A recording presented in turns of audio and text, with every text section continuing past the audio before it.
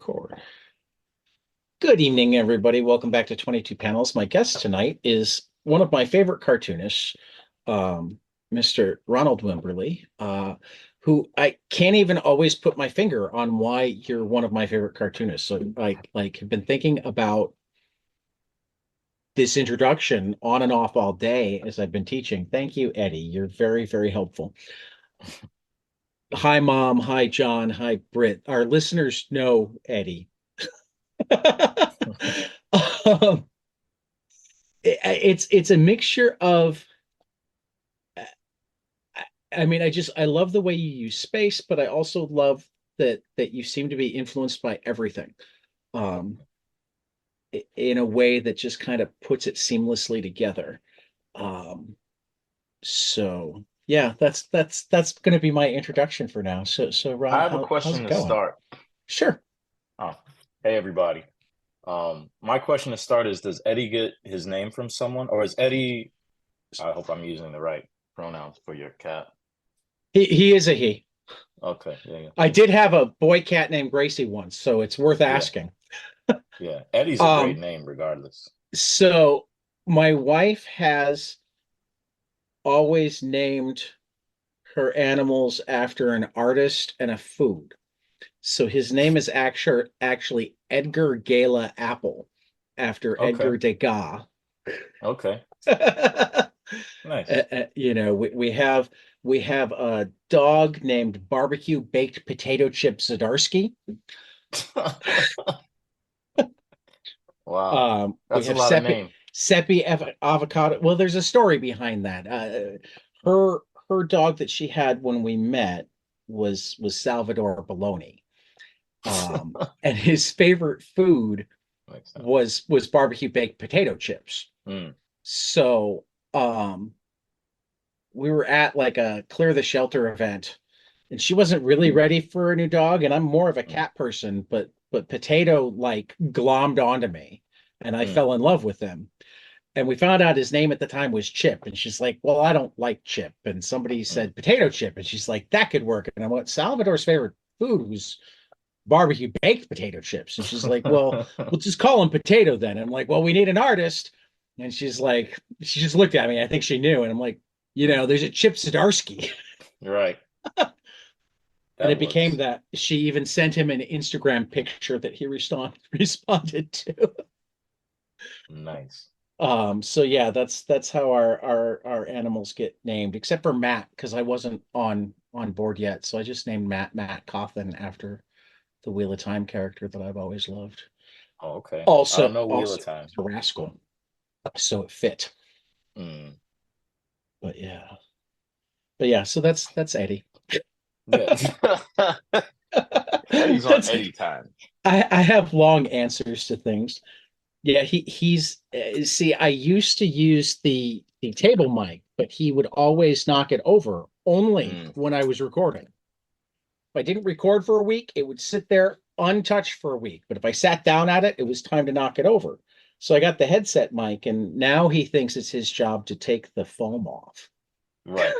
Cats have an uncanny way of kind of like deciphering what you're giving attention to, They do. you know? They do. And it's I supposed don't to know be if it's them. right, exactly. So I don't know if it's like a line of sight, or I'm sure it's like a number of different things that kind of like tip them off to like, okay, yeah, I need to get in between Right. this person and that object, or destroy that object, or like, you know what I mean? I mean, the weird thing is like the one time Eddie won't hang out when I'm doing a podcast Like, is if whoever I'm talking to has a cat on screen. oh, really? Yeah. Interesting. If there's already a cat on screen, he'll walk It's away. kind of like a Schrodinger thing, right? Like Right. it's like Only one cat allowed. right, or like a yeah, what is it? Like some sort of like the probability thing where it's like they Right. can't be in the same place at the same time, same space in the same time, same podcast in the same time. Yeah.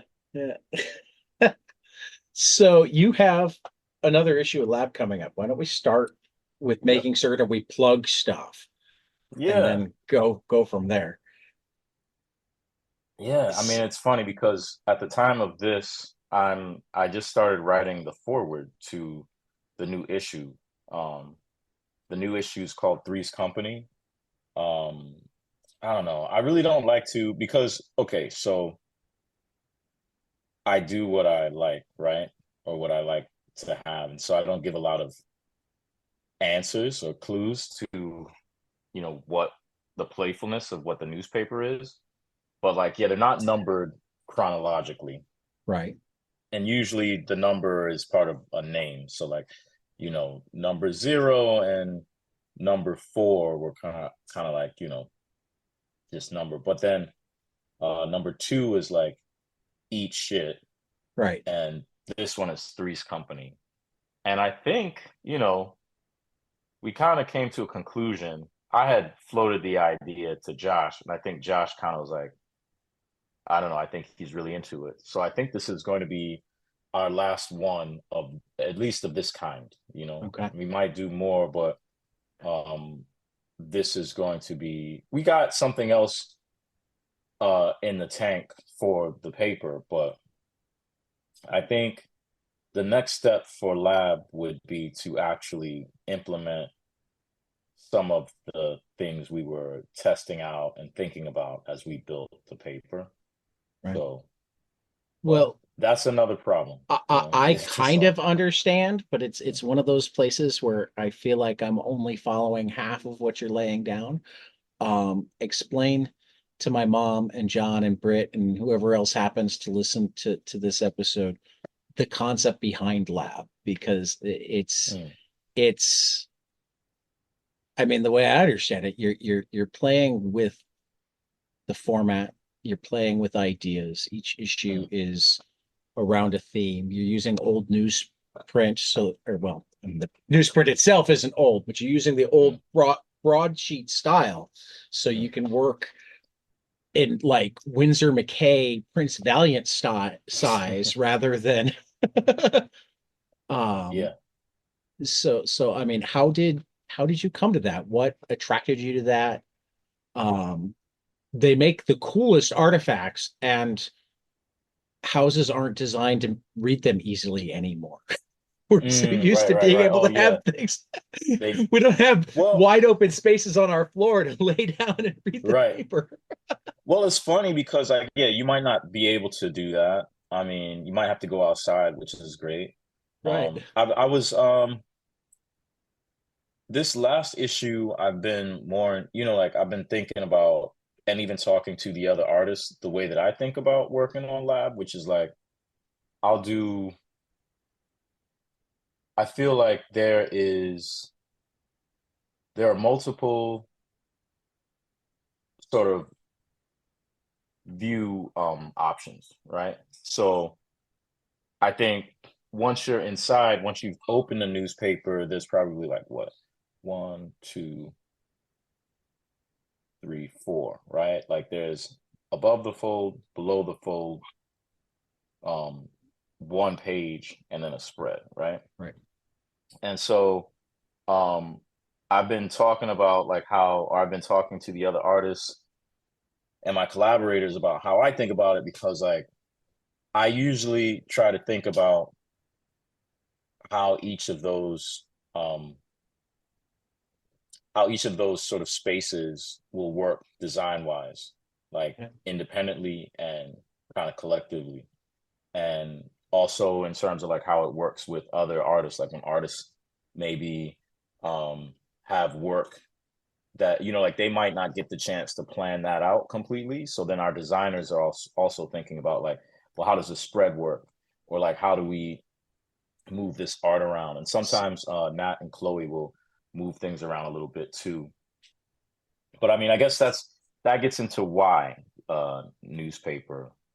Yeah, Well, your see, original right question now was I'm like, sitting there going, I wish I'd bought more copies because I like want to take care of it. And it now sounds like it's designed to be like the paper you read on the train, where you mm, fold it whatever direction you need to fold it to be able yeah, to read what you're looking at right now. right. The number four, we had number four halfway through. our printer went out of business. So we had to get another printer. And so they're nested sections usually. They're nested Right. sections, right? So, but the printer that went out of business had a specific um, page count that they could print of the nested papers. And our new printer, which was in Queens, the first one was in Philly. The one now is in Queens, New York. Uh, had a smaller page count that they could do for each of the sections. So last minute, um, and one story that I did in it was for Sunset Park. Last minute, we made it so that each portion of my story would be in different nested papers. So in order to kind of read it in, as one big piece, you'd have to reassemble, like disassemble and reassemble the pages so that you could, read them in sequence. That was our Oh, solution, which I see, love because I always thought it would be an interesting thing to do. And so that's why the newspaper, right? The newspaper was, um, for me at least, there are multiple reasons. It's like, okay, probably my first interaction with comics was probably a newspaper, right? Maybe it was Bazooka Joe, maybe it was a Chick Tract, right? But like it would, right, would have been one of those, right? right. Um, Charlie Brown, you know. Yeah. Uh, and I don't know, I like the feel of it. I think, you know, you probably don't want to read a novel like that, right? I But mean, you would, there was a yeah, time when people did. right. This is true. In sections, right? Yeah. Serials. Yeah, yeah. Yeah. Um, so I thought it would be great to work in that medium that kind of first captured me. I've been kind of going backwards in my kind of art practice. Like I didn't a lot of kids I think start out with all the information, like they probably had the lettering tools, at least if they were in my generation. They probably had been studying a lot of other cartoonists that were somewhat, um when I say conservative, I don't mean politically, but maybe also politically. Um Yeah. like ways of doing things, Right. right? Like 22 panels, like I didn't really have that kind of I mean, it's a hack. He yeah. makes it clear that it's a hack. It's not that it But it's has to be right, done that way. It's right. it's when you're working for hire, you spend Hmm. this much time trying to figure out what it Hmm. should look like, and if you don't come up with something cooler, pick one of these. Well, part of comics is economy, like Right. uh absolutely. What I would say is I was a little bit, it's not a good thing or a bad thing, but like I just didn't have that, or like some of the comics, I was also kind of looking at different, and I didn't understand at the time, kind of like different formal modes. So like manga was probably one of my bigger influences. Um, the first comic I ever drew was kind of like I was reading. I've been reading like Jordan Crane's Non. So like probably my bigger influences at that point was like yeah, kind of slow jams in Non. And Okay. um then I discovered Mobius, and that was probably like my second comic, was kind of based around that. But like I hadn't been reading like X-Men my whole life. You know what I mean? So I had like I Charlie get it. Brown, you know, like so like those were kind of like how, and I kind of learned everything very slowly. And I also didn't, you know, and I think this newspaper is maybe a part of that. It's like, okay, well, me doing and inviting people to be a part of um the type of comics that I was really into. And now at 45 years old, I'm looking back and I'm realizing like, oh shit, like, a lot of other indie cartoonists kind of were doing the same thing. And I'm just not that, educated about it. And I'm like, oh wow, I'm kind of doing the thing that like some people were doing in like the 90s or the early aughts. Like, okay, well, if I had just seen what they did, You know, if I, like if I was hip to it, like maybe I could have grown or learned from it directly, but now I can, right? Yeah, I mean, And it's never maybe too people late. have the opportunity to like see someone else I, I mean, we're about the evolving. same age, and I think I was hosting this podcast before. I gave artists as much credit as writers, with Mm, few exceptions in terms of my favorite comics. And mm, B, I started to have even an inkling of an understanding of what made me like an artist. mm, I've known that I've been a fan of yours for a long time. I know I've been a fan of Bill Sienkiewicz for a long time. I know I've been a Mazzucchelli fan. I had trouble like putting words to why until I started mm, really digging into it and really hearing other people talk about it and mm. go, oh, I get it now, kind of, maybe. It sounds like you feel like you have a common denominator. Um, at least on some level. Mm. Um, but not well, a common denominator with you or a common denominator in terms of what I like. Well, you were saying you didn't fully understand, and I imagine you probably still don't. No, I But the way still you said, don't. yeah, yeah. But I've started to pick up on I like people who are less traditional. I like people Mm, who do something different. I mm, like people who experiment with panels mm, and how they tell a story that way. mm, I like people who pay attention to body language and um, nonverbal communication facially. mm, mm, Um, the more and more I realize that a great comic artist is like director of photography, director, actors, lighting technician, mm, all at once. mm, And that there's so many things that if they work really well, you don't even notice them unless you're looking for them. mm. You Well, yeah, know, there's like a synthesis, right? right, Um, I think that's like one of the great things about comics is it has the opportunity to, or at least like cartooning has the, I mean, comics in general could be a synthesis too. I think it's like I think it's super romantic. There aren't many examples that I really, really, really like, but when it happens, it's powerful. When it's like, the synthesis is like an artist and a writer. It's right. like when that really comes together, it's like, oh wow, like how does that even work? Like even some of my favorites. I mean, I don't speak Spanish, so I never got to read like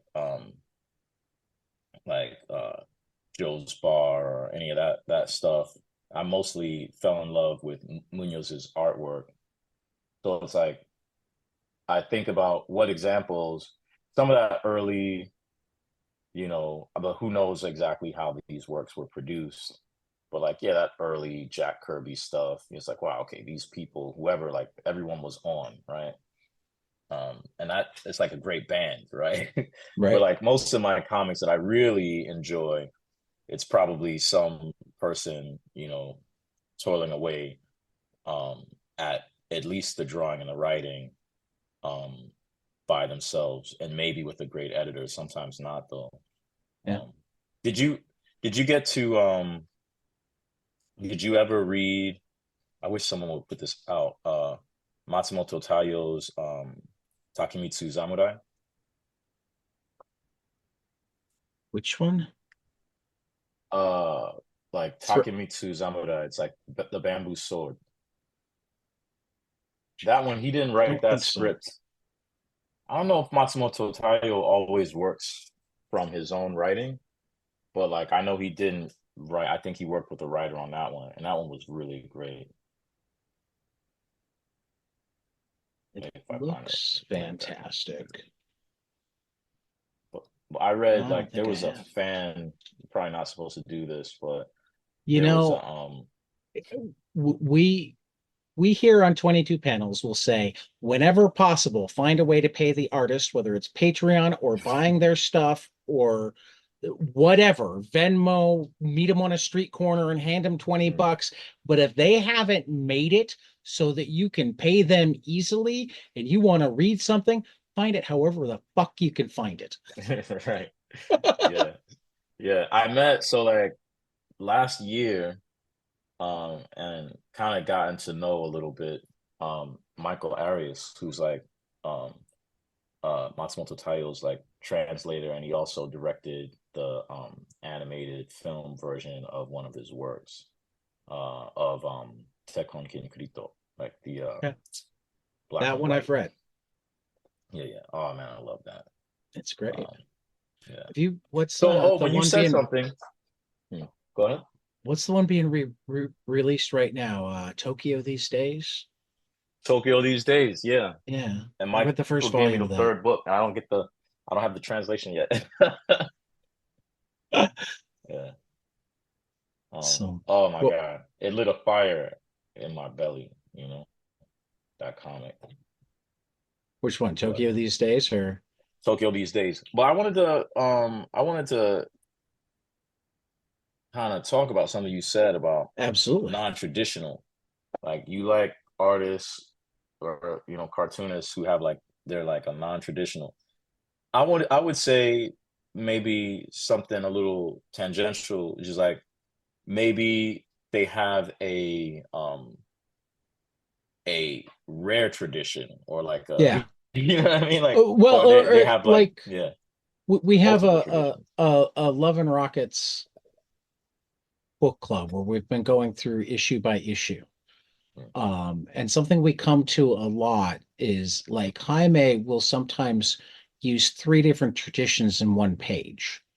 mm, You know, when he needs the over the top, you can see the manga seep in. When it's little kids, it becomes Dennis the Menace and Peanuts, you know. mm, So I guess it's not just you're right, non-traditional is not the right word. Because I often don't like it when see words sometimes fail completely because I don't That's want why to we have call comics. it is because I don't want to call anything sloppy, Mm, but I don't like it when you can't see the care mm, as much.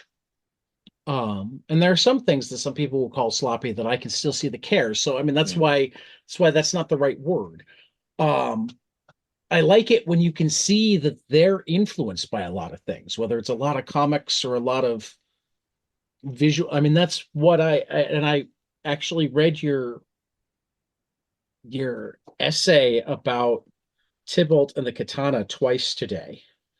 mm. Um, because Yikes. well, because it touched a nerve because Mm, I get the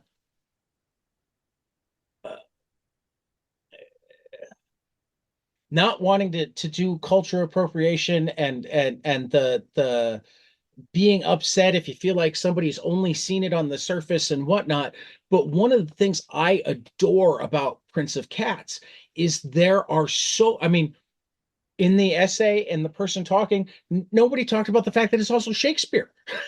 mm. Right. You have so many influence. I mean, it's like you grabbed whatever was cool and made the story work.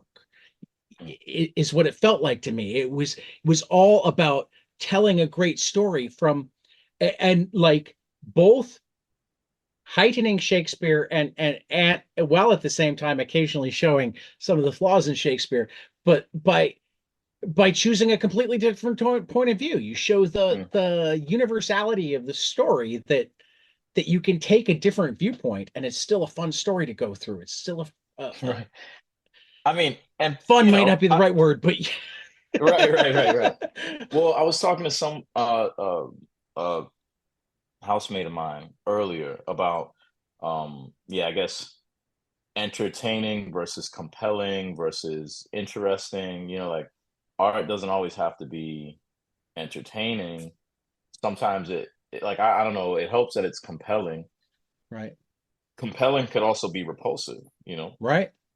So yeah, I mean, I wanted it to be compelling. It was funny because you can almost you can almost get validation from how certain collaborations or collaborators respond to the work. Like I remember a few times editorial, not Casey or Vankin, but I would maybe get notes. There was like, well, this character is not likable, particularly around Tybalt. And I was like, yeah, you don't say. He's not supposed to be. Right. You mean you don't identify With the bad guy? with the guy who's stabbing people, like who's like, yeah, who's lost, like someone who's lost, and it's tragic, Right, right?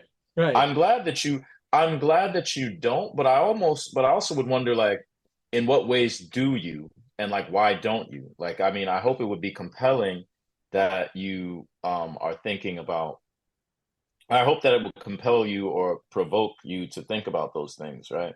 I mean, I don't want you to just like put it down because maybe it's not interesting. Like I would want it to kind of, you know, I would want people to be interested by it, like that. And it's like, oh, this isn't interesting to me. It's like, oh, all right, well, Yeah, see, maybe I could do something. I've bumped into Yeah. a variation on this conversation a couple of times where people will talk about, well, you're not supposed to like him and whatnot. And, I think that sometimes people don't have the language. It's different to not like a character Mm, and not understand a character. mm, Like why I still am compelled through Prince of Cats is I can see where he's coming from. mm, I can relate to him in the context of the book. No, I don't like him. I don't want to be him. But I'm not sitting there going, why are you making that mm, decision? mm.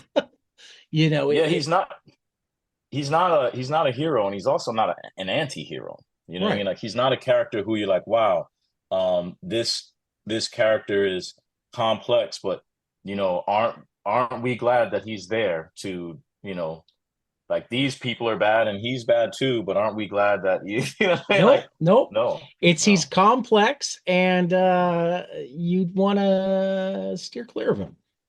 The funny thing is like working on that, like most of what it was, like a lot of it was just, it was just chasing ideas. So like, when I was working on it, like my editors didn't know that, any of the sort of things that I would come after I met Matt Madden that I would come to know is are kind of like constraints, like Obapo type stuff, right? Like so rhyming panels, or even the language, like they didn't know about the language, the constraints in the language, like the poetry or anything like that, even though there must be times when they'd read it, it's like, well, that was a strange choice that he said that, or like that, it's like that must be like pointing at that there might be something. And that is one of the biggest, I wouldn't say regrets, but it's like it wasn't something that I had planned out, like I hadn't thought of, which was that um how do you letter it? You know what I mean? Like so there's a lot of poetry that like it doesn't make sense on the page because I guess maybe I was short-sighted about that because like I am coming from a like what I was interested in and what I was drawing from was a play, Okay. and the poetry is read or is spoken, you know Right. um and written, but not ever does the language live in the same space as the picture, unless you're watching like a subtitled, you know, version of of a filmed version. Or reading a this is actually why I love Shakespeare comics when they're done well. Um, we did actually one of our early roundtables. We did a Shakespeare and comics roundtable where we talked about both straight adaptations and other adaptations, and really why comics works well for Shakespeare. Um, John Lees brought up something that had never even occurred to me. He reminded us how young Hamlet is. Mm, We're so used to thinking of Kenneth Branagh or God forbid mm. Mel Gibson as Hamlet, and Hamlet's like Romeo. He's like 15. Yeah. And when you think of him as Gibson put the 15, ham in Hamlet. right? When you think of it as 15, he's Mm, suddenly just an angsty teenager rather than like a full-grown whiny man. You know what I mean? right. Um, Yeah. but finding the actor that has the chops to pull off Hamlet at 15 is not easy, but putting it into a comic, you Yeah, they can probably never did. You know what I mean? right, Like, I don't, right. I doubt. I mean, they're probably, historically, yeah, I'm sure like they do that in high school or whatever, possibly. Yeah.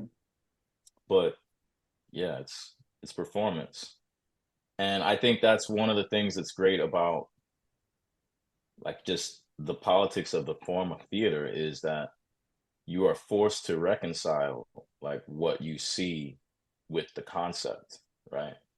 So like if you're talking about the Globe or whatever, like Elizabethan theater, it's like, yeah, they had stagecraft, but like it was a bunch of, men Yeah. performing the roles. Yeah. So right there, you're forced to kind of like,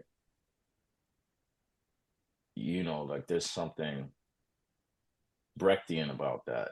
You know what I mean? It's prefigures Brecht. You know what I mean? Like, which I think is great. I don't know. Theater So is amazing. bringing up Brecht is leads me to you are perhaps the best read comic creator I've ever met. It- uh, You haven't met Kelly Sue DeConnick? I haven't yet. I haven't yet. Oh, you She's on my read, list. man. We've traded emails once. Mm, yeah. Um, I mean, and I and feel like I and know a few. and Alex DeCampi definitely gives you a run for your money and possibly better read. But like the number of names that will come up here in writing. I mean, first, where do you find the time? Second, what drives you and in which directions? I don't know when I find the time, and I think I do kind of. I don't know. I circle around the same stuff and reread stuff. Um, One of the things that's been great about Lab is it's just like, all right, well now is my opportunity to read a bunch of stuff because I want to write about it, you know. Okay. And then it becomes like not, it's like, yeah, I have to find the time because I want to do the work. Um, I just get curious. I think in that line of thought, I mean, a lot of it just came from really just like rock and roll, like people talking about it in their songs or like wondering, like, well, how did they, you know, what is yeah, like what is David Bowie talking about? You know what I mean? Okay. Like what is Malcolm McLaren talking about? Like I remember probably when I got into Situationist International is like something Malcolm McLaren said. And like definitely when I got into like Brecht was happening, like different people talking about it. Whether it was like maybe in relation to Godard and maybe in relation like yeah, Brecht doing Ball and which was like a big inspiration to like Lab is Ball backwards, right? So like I think then you just pull things apart, you know what I mean? Like, you know, um yeah, like Brecht is, contemporaries, pointing at like Adorno, like all of those people, all the Frankfurt people, and then that's pointing back at like any number of philosophers like Hegel, Marx, all of that shit. Right. So it's like philosophy is like a circle jerk. It's like everyone's talking about everyone else. So like you can't really get into one without like getting into another. And then like first you start out, you're reading like a few of their quotes or their sentences or like they're commenting on something that's one of them said, and then before you know it, you're like, all right, fuck around. Let me go ahead and try to read this. Maybe don't read the whole thing. You know what I mean? You try, you know what I mean? Like Yeah, that's all it is. yeah. No, Um, I'm remembering my college days and why I don't have a degree because, mm, every paper I ever had to write, everything I read would just lead me to wanting to read something else, would lead me to right. wanting to read something else. And next thing I knew, I had 3 hours left to write a paper that I didn't even have thesis on because Mm, I was still asking questions. mm, right. Also, Yeah. I'm lucky. Yeah. Also, like, yeah. So, like, school, but also, I'm lucky. I feel like I have a network of friends. Either like from art school or like when I first got out of art school, like running around New York, like um, you know, uh, my homie Moira like put me onto a bunch of stuff, like you know, and Moira was like Meltzer Cohen was like kind of a ghost editor on Prince of Cats, like with Lab, like I would run stuff by them for Lab, and like they'd be like, okay, well, what do you think about this? Like, well, have you read that? And I'm like, oh, okay. So then I'm reading this and that, and like, um, yeah, you try to find meaning, and it just, yeah, things just unravel. You just keep looking. Just you're curious, it happens, right? Yeah, curiosity is there's nothing that beats it. Mm, I love curious minds. I hope I never lose my curiosity. mm. Um, I I was read literally somewhere some. Go go ahead. ahead. No, I read somewhere recently they were talking. I forget who it was, but they were talking about like how the beginning also is just like doubt. You know what I mean? Yeah, Like doubt. So it's like, is this true? Like, or what is true?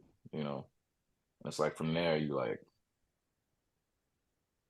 just start to unwind and yeah, things become dialectic. Like this is saying that, but like this is saying that. So like where like so, and that curiosity I think is connected to it because like if you're not curious, you probably never have any doubt. You know what I mean? You're just like, yeah. okay, No, you're just standing in line.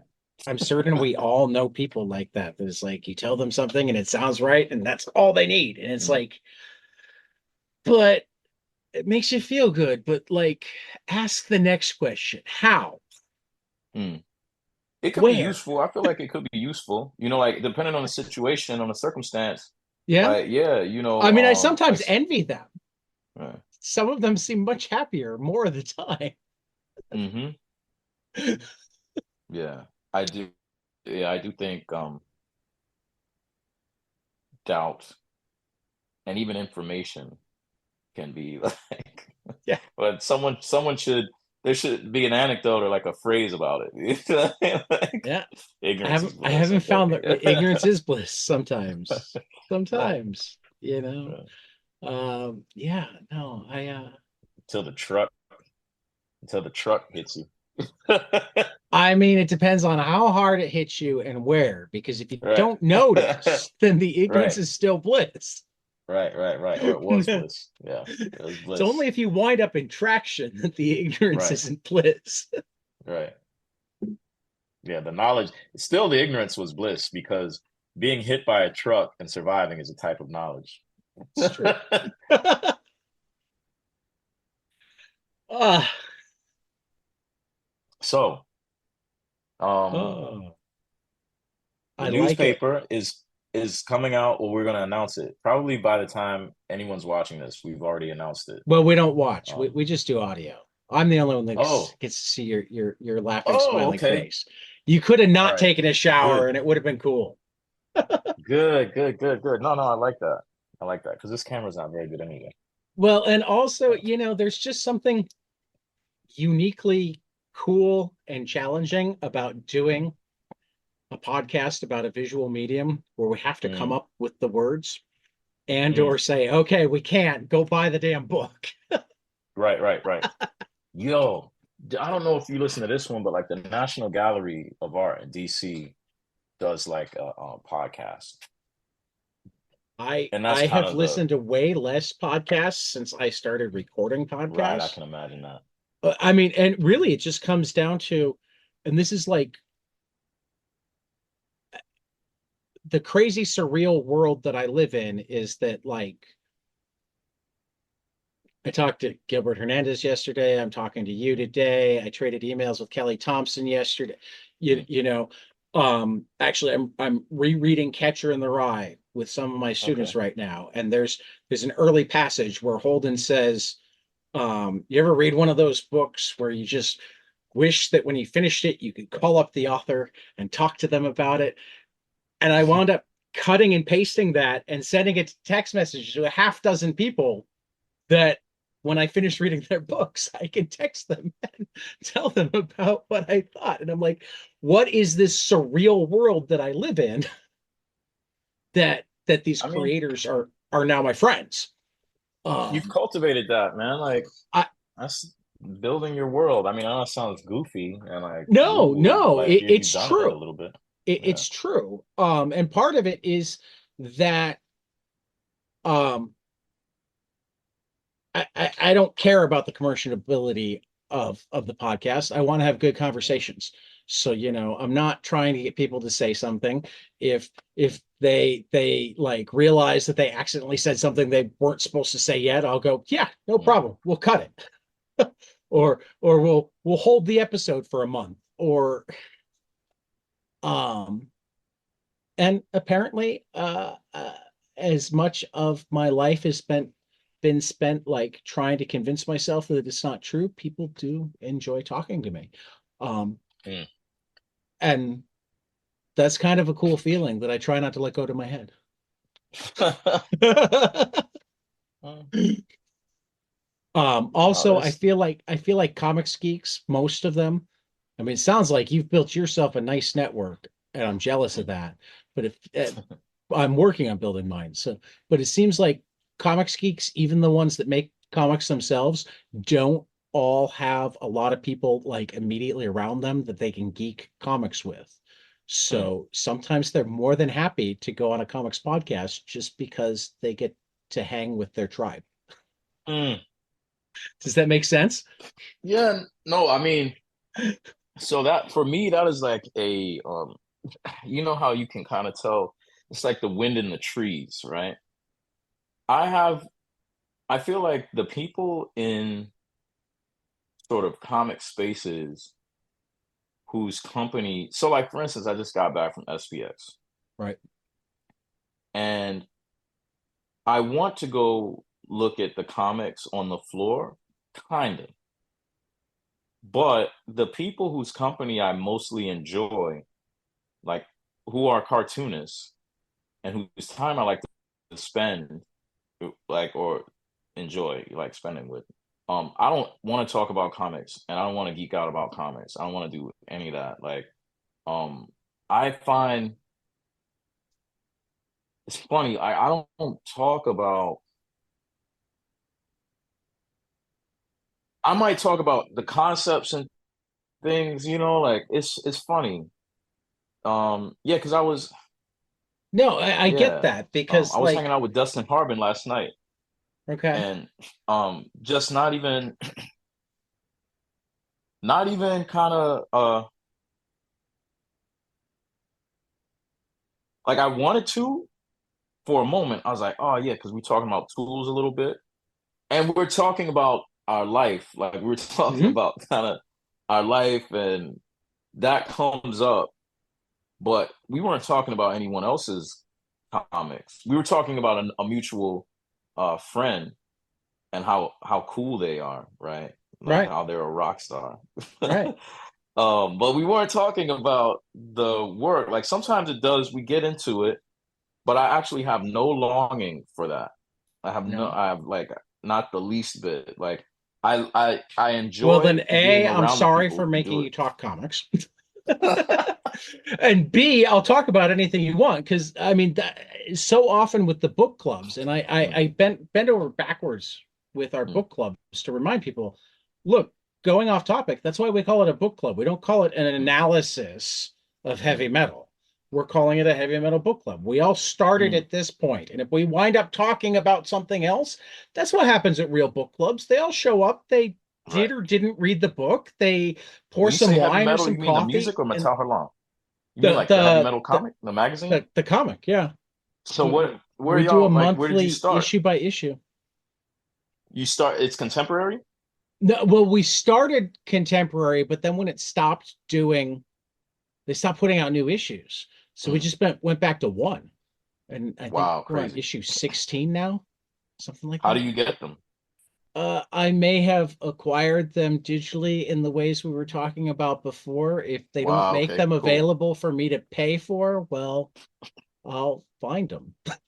Are those old issues you have, do they have the ads in them? Oh, yeah, All right, you might have to share those with me.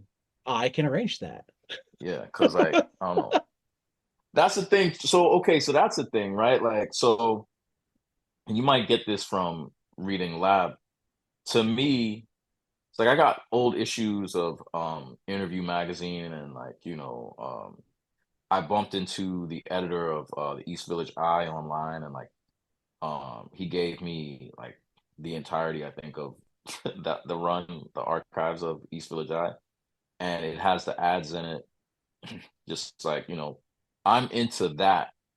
Like, I kind of wish, I'm like, yo, when people do reprints of, say, like the first run of Spider-Man or whatever, I think it should always have the ads in it. I do too. Like, I think, like the Artifact, when it came out, like the Spider-Man comic, when it came out, like that's what that Spider-Man comic is.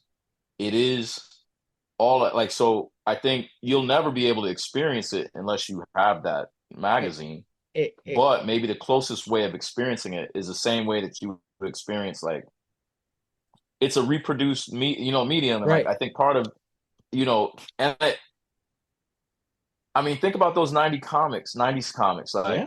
um the paper choice, like Yeah. the ads, all of that says is as much about the experience as just like the story or whatever, right? Yeah. I think, to me at least. Well, I mean, it depends on which 90s comic. Right. Yeah, absolutely. You know, not all comics were created equal, you No, for sure. And I'm not saying know. that I wouldn't say that. And like, I wouldn't say that I would be able to tell if they were. I'm not I'm not saying I'd be able to say that demonstrably. But Right.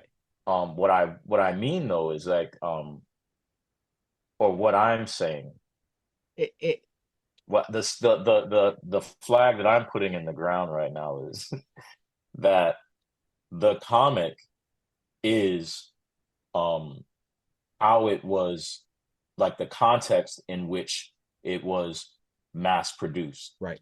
Now, I think collecting them and kind of putting them out without the ads, without the context, or even just like binding them all together is in its own way, kind of like a formal statement, right? It's Right. saying something about the value of the thing, one, and also like what it is. So it's like you're saying, yeah, like, so if you collect all of the Arzaks and you put them together, you're like, okay, so this is a recording of these, stories. They're bound together. And like the value of them is that is in this context, right? Like you can experience this by reading this and seeing what Arzak does. You understand what Arzak is. What I'm saying is, um, you could understand Arzak even better if you were to read the Arzak in its original context. And I think um, there's value in that. Um, I don't that's at what I all would say. disagree. One of the things that I love about um the way, figured I'd just share really quick. Cool. Okay. There's there's there's an ad page for you. Yeah. I love it. I mean, yeah, and it's art. It's also artists in conversation with other things, right? Like Right. that was the world, and these were the choices that they made. Like, so this was the market, Hmm. right? That they were trying to kind of appeal to, and and it's got yeah, it's got like people comments, like Yeah, some of these are just scans. I mean, most of these are just yeah, I love scans. it. Right. So um unfortunately some of them wind up being lower quality, but that's something that I really appreciated about um I loved this. This is such a simple but That's great. brilliant three Yeah. panel comic. Yeah. um but the hardcover Love and Rockets that they just put out, the first 50, they reproduced the issues. So it's got Oh all the wow, okay. ads, it's got all the letters, everything. Uh, I think there are a couple of times where they had like an 8-page story that was like, I think Dan Clowes had a preview of something in an issue and that didn't make it into the hardcover. But like Mm. anything anything that they owned or was advertising material wound up going into the hardcovers, and it makes Send me them a link to that because like I really cool artifacts. yeah. As I I told was Gilbert yesterday, I've never spent $400 on comics more happily. oh wow. Okay. Well, because Yeah, it's 8 hardcovers. I'll send you a link. wow, okay. Yeah, please. And each of the hardcovers are like the single kind of like how it came out, or like it's a representation within the hardcover, like several. Yeah, it's like How here. yeah, I'm sending the link right. Well, share the screen cool. and share the link. Okay. Um, there we go. So it's between like Oh, I see. 6 and 10, but inside, and I thought I had one down here with me, but I don't right now. Inside it's the, cover to cover, everything that was in between, So I and didn't it comes with a cool understand. box. I didn't know about this, right? And part of me is like, maybe I won't even look at it, Right. but I didn't know about this, and I don't know if anyone's going to. Uh, I don't know. Like, look, if I'm gonna say this on a podcast, and I don't want you to. If you meet me outside, don't talk to me about what I'm about to say. You Okay. are privy to a conversation between me and the podcaster Ted. Tad and I are going to talk about it. I don't want you to talk to me about it because chances are I'm either in the midst of making this thing or struggling to make it, and I don't want to talk to you about it. A hypothetical person who I've Okay. heard So Tad's Mom, podcast, and Britt, John, and whoever else is, oh, I guess my brother Adam is now listening to them all. You're on when you bump into Ronald. right. Are you in Brooklyn? Where are you in New York? We could just have him stay clear. You never know where you might find me. I guess around. Okay. But so yeah, like don't don't talk to me about this shit. But so I think maybe last night when I was talking, so I lied a little bit because we were talking about Love and Rockets last night, and I I didn't really. So this goes to show you, like, well read. I'm not that well read.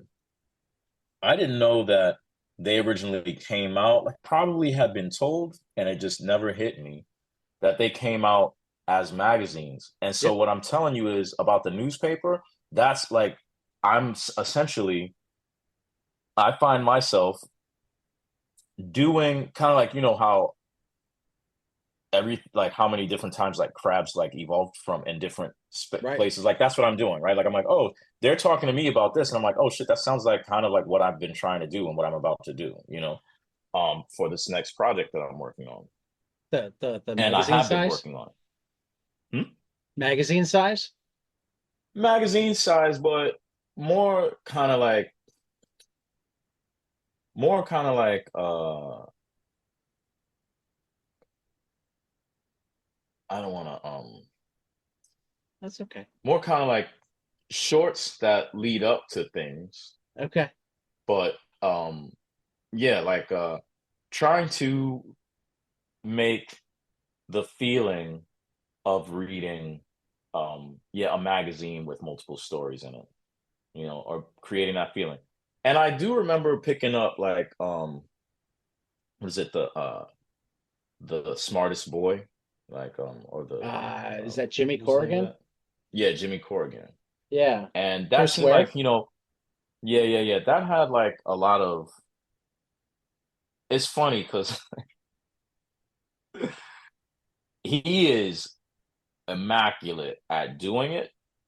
It's like I don't have I'm not fetishizing the same objects, so it don't really hit for me as well, but he's like really good at it. And here I am doing essentially the same thing in my own lane. And like except I feel like it's the same thing I probably would criticize. I love those Jimmy Corgans. Like those were also, we're getting a little weird size things, Um, There's a new one coming out. oh yeah. He's doing his third what is it? The Acme Novelty Date Book. That's Oh wow, supposed to okay. be the fake journal type thing. Uh, and I'm gonna I think I've made this confession a few times. I keep going back to Chris Ware because I can Mm, see why people love him, and I can mm. feel that there will come a time where like a switch will flip in my head, and I'll suddenly go, "Oh!" But so far, I have a great appreciation for his precision, and don't feel like I get it. We were talking I about don't this. get Didn't what we everybody talk about goes this into. in person? I believe. I We feel like we might talked have. about this in person. It comes and goes. Like I really loved those when I first came in contact with them, and I kept chasing the feeling, and I got building stories, and I was like, there's something. I know I got that Grattan box set, and it's like it is the antithesis to like how I like to read comics, except for the fact that the map and the card deck, like for me, was the most fulfilling aspect of putting Those are that the project best parts. together. I mean, I will be honest. When I went to reread Gratnan, I didn't take out my box set. I went to Right. Webtoons. Yeah, yeah. Um, I mean, but that's the it's just format, such right? a piece of ephemera. It's Right. just Yeah, yeah. If it ever drops off of Webtoons, like you have it right there, right? right. And I think you have more stuff than like I is think up so on too. Webtoons right now. Yeah. Yeah. So and like the box, like And that's with like the same thing with I have digital copies of all the labs, mm, and I have all, mm, but I didn't manage to get issue zeros. So if you have any zeros around, right. I'll give you an address Oh yeah, because you yeah. can't Maybe order them Josh does. I anymore. don't. Yeah. Right, Yeah. Oh yeah. right. Damn. Yeah, I don't know. They've I been have to sold see. out since I discovered that it existed. You don't always promote yourself well enough. Right. I mean, well, I thought I paid attention to all Ronald Wimberly releases. And I stumbled Josh is across not your gonna like to hear Patreon, that. and then I learned there were these things, and the first issue was already sold out. Yeah. Well, I don't even know how many we made of the first one. But Right. so after Three's Company, the plan is to collect them, Okay. you know, in a unique way, in a way that um you get to have the materials, but also um something new. So like if Okay. you already have them, this will be like you're never gonna have like a pristine digital. I thought about it the other day. I was like, it would be interesting, maybe if there's interest and if it makes sense and dollars, like maybe further down the line, we I put think you out want the the dollars material. before the cents. Yeah, yeah, yeah, yeah. Yeah, I mean Sense. that's much Yeah. better for rent. Right, right, right. Yeah, yeah, yeah. That was a homonym, but like yeah, sense, SENSE, I know it right? was. Right. I I was mean, I just know you playing know it with was. it. I know you know it was. I know you know it was. But like so, just to I put out mean, the I material. may abhor capitalism at its Mm, core, though I do feel like we've never actually pulled off a good communism or socialism. So a mixed mm, economy is probably what's necessary. But as long as we're in a capitalism, the people who make cool stuff that I want more of, I want to get paid.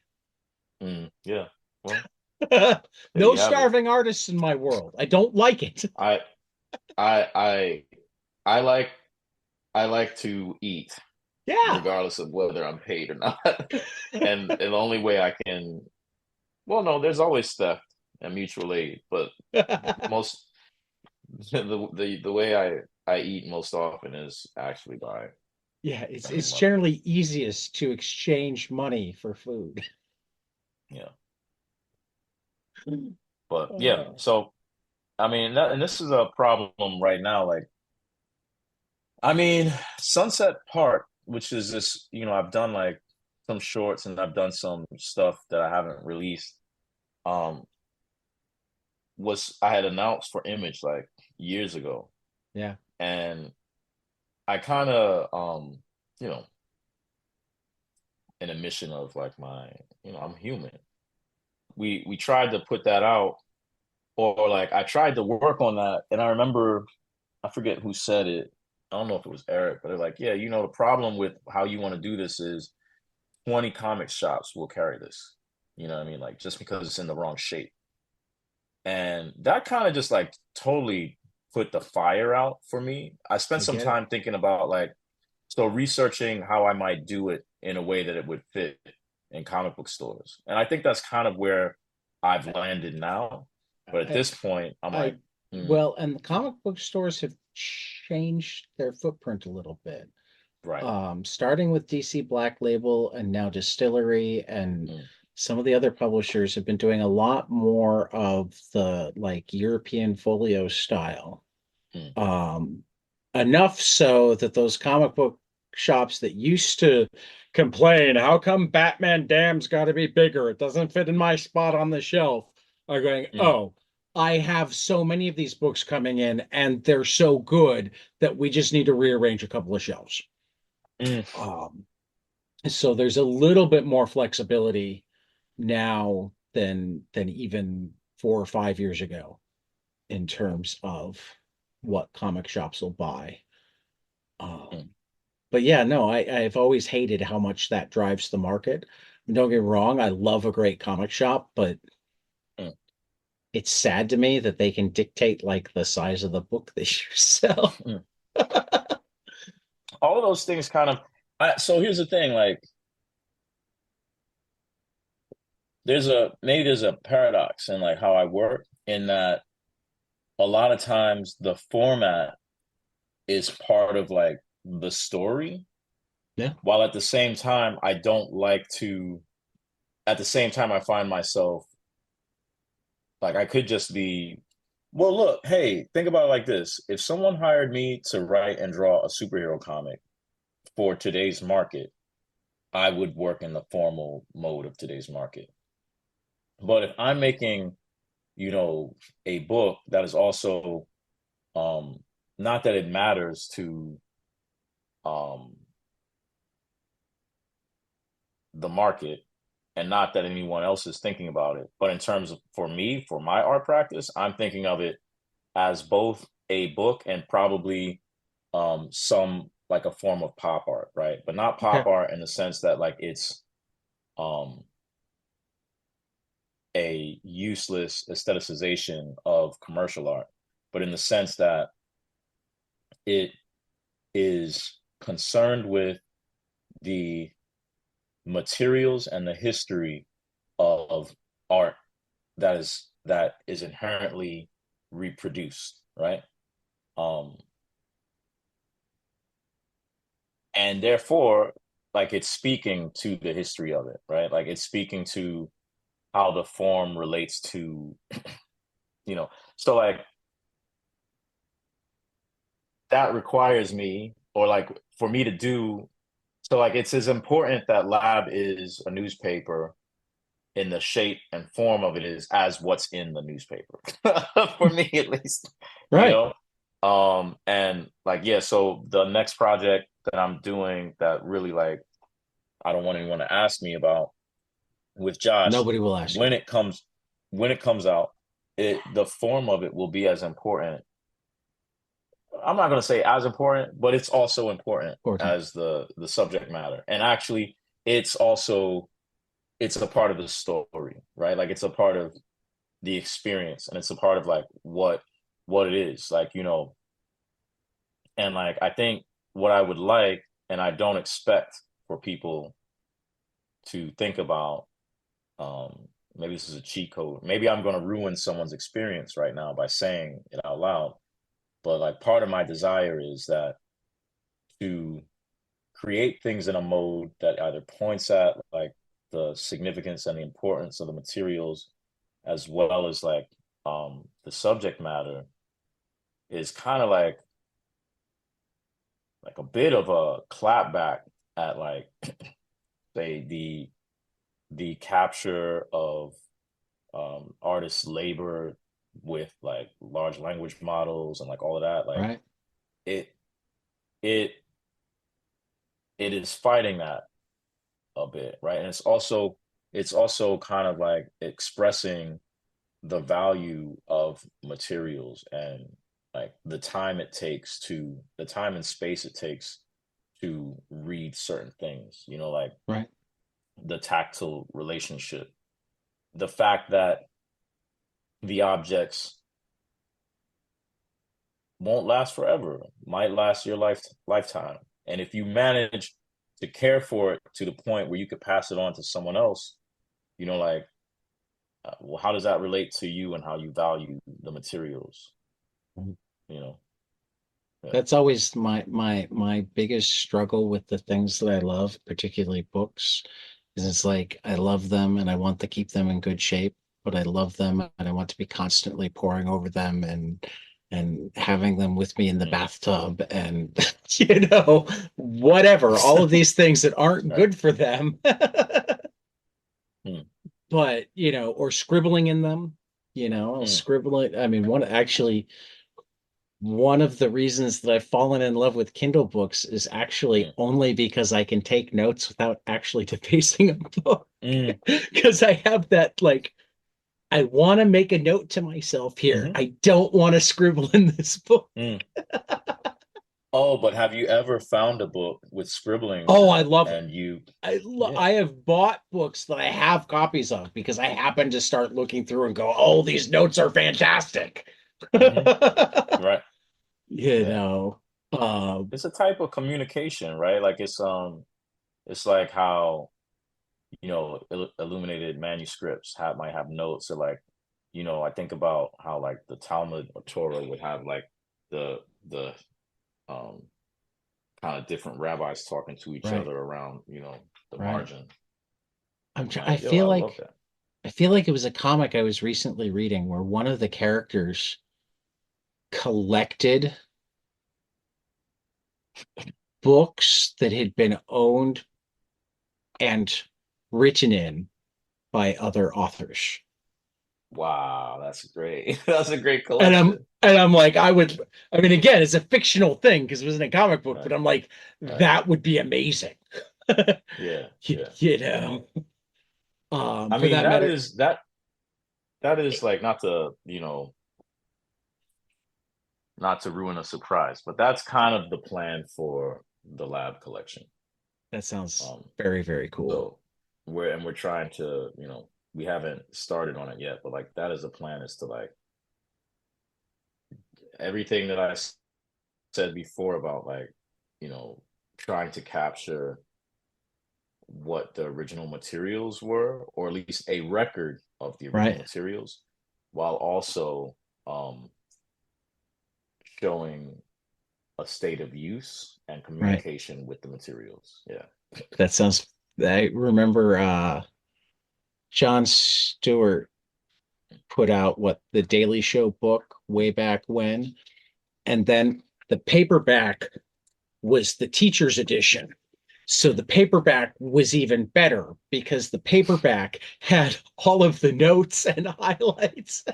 Wow. So And I just wow, I who did just that? love Was what who did and that was not, were the notes attributed to anyone, or were they like, yeah, they were attributed to the Daily Show. I mean, it was just called the teacher's edition, but like, I think, so half of it was just more humor. They were making fun of themselves. They okay, were, yeah, yeah. I mean, it was part of, but I particularly loved it that like if you immediately bought the hardcover, Mm, you got the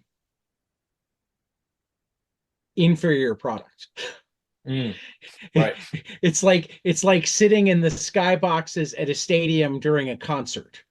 right. Maybe that's what we'll do too. Maybe we'll do like a version that's just like kind of the digital reprints at like in a, like a book size, hardbound, like Right. super pristine, Don't get me wrong, just I'd for probably wind up buying both of them, but sure. no, I think there's a reason for it, right? Like there's Yeah, a no, reason to there have is. that version. It's like Yeah. it's easy to read. You want to read the Mhm. essays, you know what I mean? Mhm. Like it has the pictures in it, right? Mhm. But like, yeah. Yeah. I mean,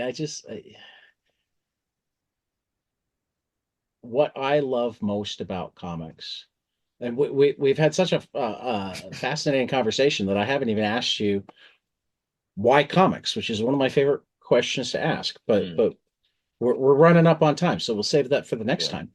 Um, Yeah, okay. Yeah. but one of the things, what I love about comics is every medium, the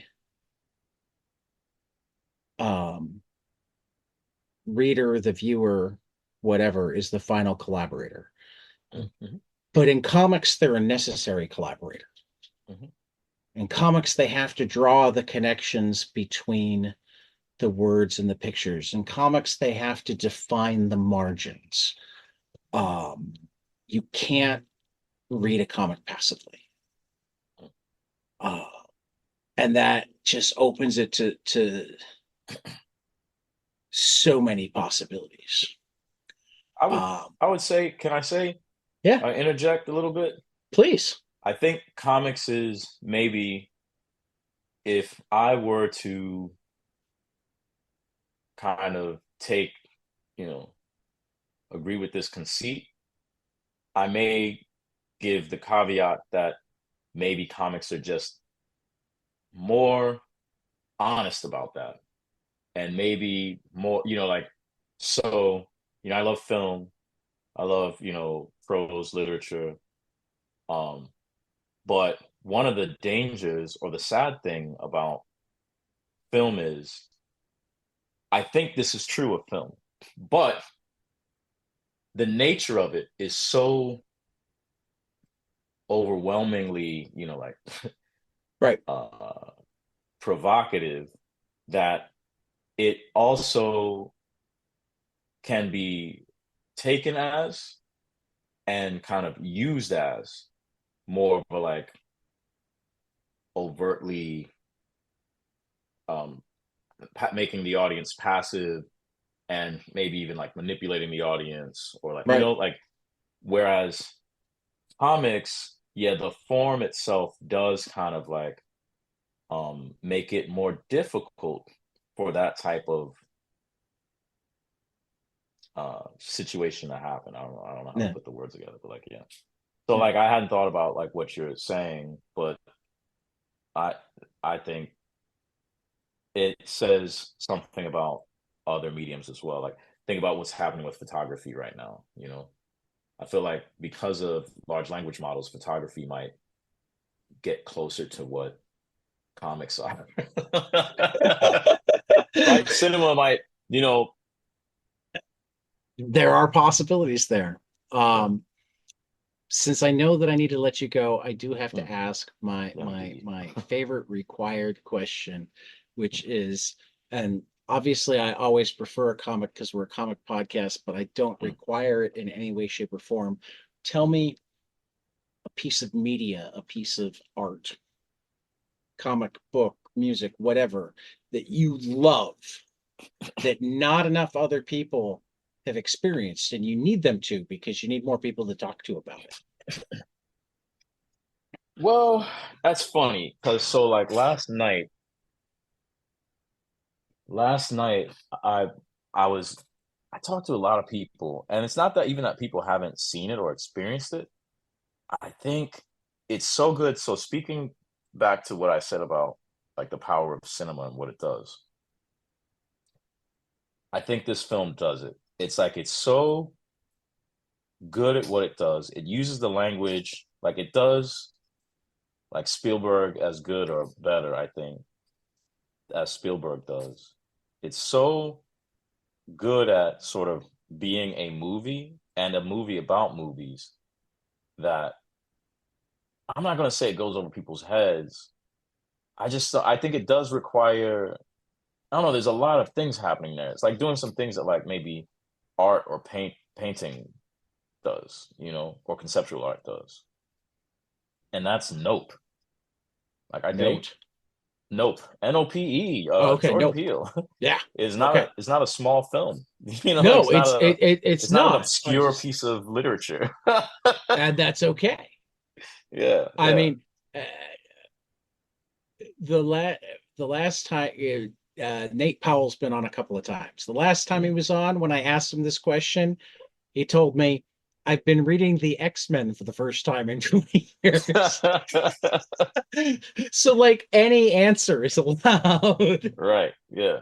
Um, But I mean, I but I could haven't do seen two. Nope. Is that Oh yeah, I'm just man. looking, I don't even think I'd seen the poster before. And is that like that looks like the luck dragon from Wait, is there like a little Never tassel Ending falling down? Story. Just Oh wait, just is there a little tassel? Like it's a night shot? yeah, that one. Yeah, yeah. Oh yeah. Oh, it's a cloud, right? Yeah, it does look Oh, like now it. as I pull it in, it's clearly a horse. But when it was Right, yeah, small, yeah. I was I see, thinking yeah. it Oh, I see what you mean. Yeah, yeah. when it's like this, I'm like, wait a minute, did he bring Falcor back? I love Falcor. Yeah. Yeah, I love Falcor too. Yeah. Um, Yeah. I think it's a classic. I think when I talk to people about this film, it says a lot about where the audience is, like in general. Um, because there's this thing with film where um there are a lot of assumptions that definitely. audiences make, but also those assumptions are kind of like pushed by um I think sort of like the commercial side of movies, which is like, okay, so the filmmakers they have an idea, and if they do their job right, you understand that idea and you understand their intent, right? Which I think is the most, I mean, that's true of pornography, right? Like it elicits a response, right? Like, and you get what they want, they get what you want them, you know what I mean? Like, I don't think it's got to be true of cinema. Like, I don't think it has to be true of movies or films, like, and I think sometimes works that doing are ambitious or like um kind of living and maybe being exceptional in ways that aren't in that model get judged as being maybe failures because they don't convey one idea clearly, right? And Right. I think that is such a fucking sad way of experiencing anything, even like a big tentpole movie. You know what I mean? Like, One of the things I have noticed is my favorite stories mm, are, for lack of a better term, messy. mm, Um, because life is messy. mm, So, like, if everything is just to further the plot, then mm, your characters aren't real. mm, Because even if like they need to rob this bank, mm, they've got a kid at home who's got calculus homework and a wife mm, that is tired, and you know what I mean? They mm, have a life other than mm, planning the bank heist. mm, And it's always more interesting to me the more of their life I see, not necessarily in detail, but like, mm, let's face it, the thing that would go wrong in a heist isn't necessarily the oh, I tripped and made a sound. It's mm, the oh, I just got a text and my kid got pulled over for a DUI and I'm here, but I want to be there. Mm. You, Yeah, I you, mean, absolutely. And I mean, yes. And I would say that like even if it's let's say if it could be even if it's not in service of like realism or storytelling, it could just be like, well, yeah, like what's the point in say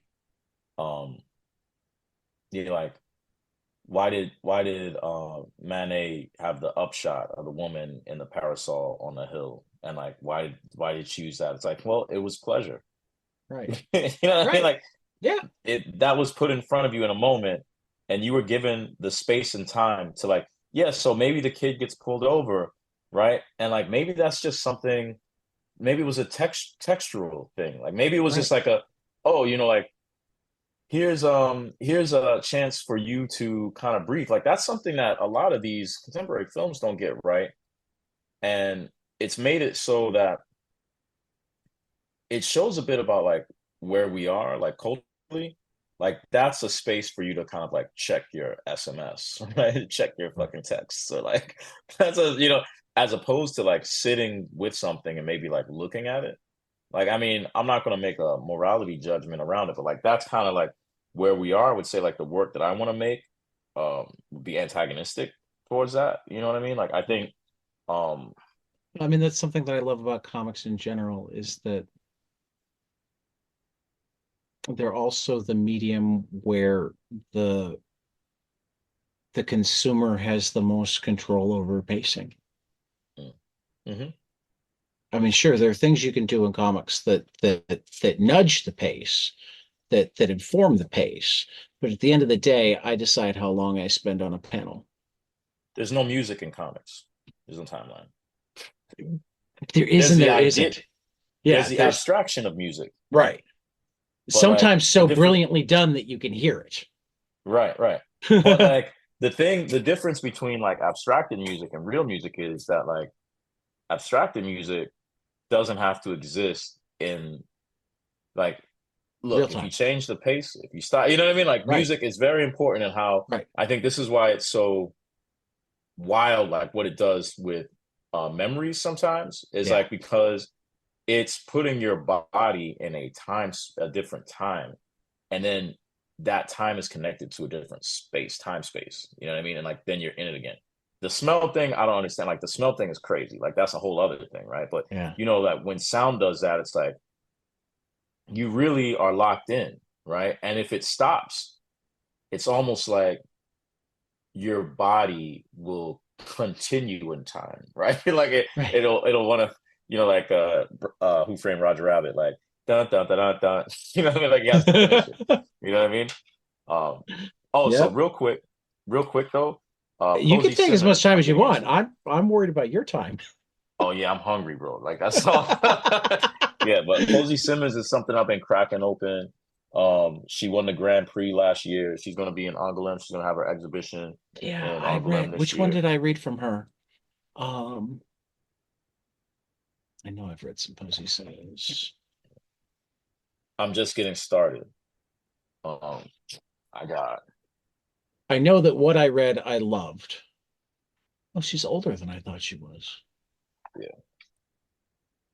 I got this giant Paul Gravet's giant, and I got like the romance, like one of the old ones is out of print, and then I got a bunch of her other stuff because she had an exhibition at the Gemma Pompidou. Bovary.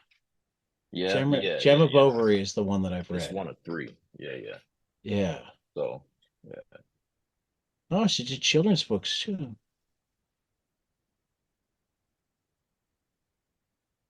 I will have to super explore talented. more because I really, really enjoyed Gemma Bovary. It was a very fascinating read. Yeah.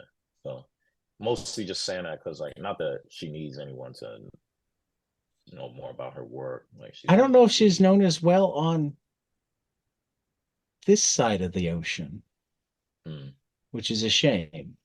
Because I mean, I had to dig up that book.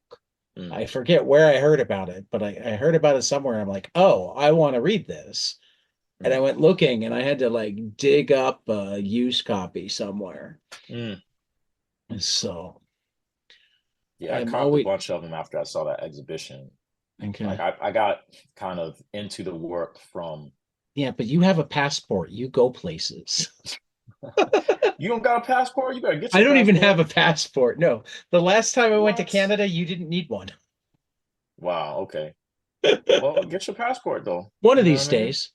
That You then might need to get up out of here. see I'm a teacher, so I also need like Mm, money. right, right. I I feel you on do that. I'm a now know people cartoonist. in London that I think I could crash with though. Oh, So, I mean, well, there that you makes have it it. that I've traveled more since I've found people that I can crash with. When you don't have to pay housing, travel becomes cheaper. Mm, yeah. But Oh, I absolutely. have That's a kids and game changer. grandkids. So not only am I a teacher, I have like uh, I have money sucks. Mm, Lovable money sucks, but money mm, sucks. Yeah, yeah. Yeah. Not feel you. but It adds up. it does. Ronald, it has been wonderful. I hope that you've enjoyed it at least half as much as I have, because that means you'll maybe come No, it back. was a pleasure. And Yeah, there's no for way for me to know, but like certainly. yeah, You know. for 22 panels, this has been Ronald Wimberly, and we will see you after the next page. Hey guys, this is Tyler from 22 Panels. I'm here to tell you all about our Patreon. If you enjoy this show, please consider donating to our Patreon to keep this show going. We have many different tiers, all different levels to help you decide what's right for you. Okay, so get on out there to patreon.com/22panels podcast.